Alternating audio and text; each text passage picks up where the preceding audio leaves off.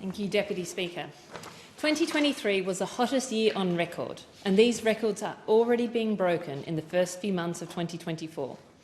The climate crisis is accelerating, and the world's top climate scientists recently told us they expect global temperatures to blast past 2.5 degrees, causing catastrophic damage to our planet. To avert the worst impacts of climate crisis, we have to get off fossil fuels. We have to stop opening new coal and gas projects, and we need to move as quickly as possible to renewables.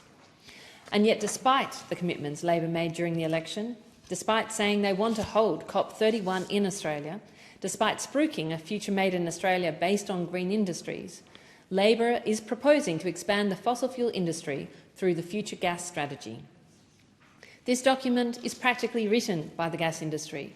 It is a political strategy to keep seats in Western Australia, not a strategy that is based on climate science or energy economics. And it's so disappointing for everyone who voted for stronger climate action at the last election. Deputy Speaker, nobody is suggesting that we stop using gas tomorrow. We will continue to use gas for several years. But the truth is that gas is expensive, it is polluting, and when it's used in the home, it can be bad for our health. And frankly, it's on the way out. Gas use for electricity has halved in the last decade. It generates less than 5% of electricity in the national energy market. And since in the last quarter of 2023, gas-fired generation was the lowest on record since 2000.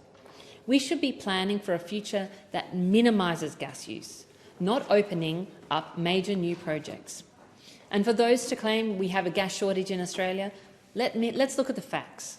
We export 3/4 of our gas overseas, and more gas is used in processing these exports than in our entire manufacturing sector. We don't have a gas shortage.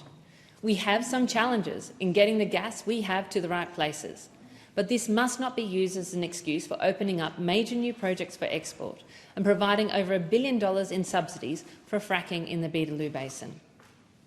Deputy Speaker, the government had options for a future gas strategy. They could have used it to introduce new measures to reduce gas demand, like ending gas connections to new homes and accelerating home electrification. They could have used it to make sure Australians get value for money when their resources are sold overseas, by strengthening the petroleum rent resource tax.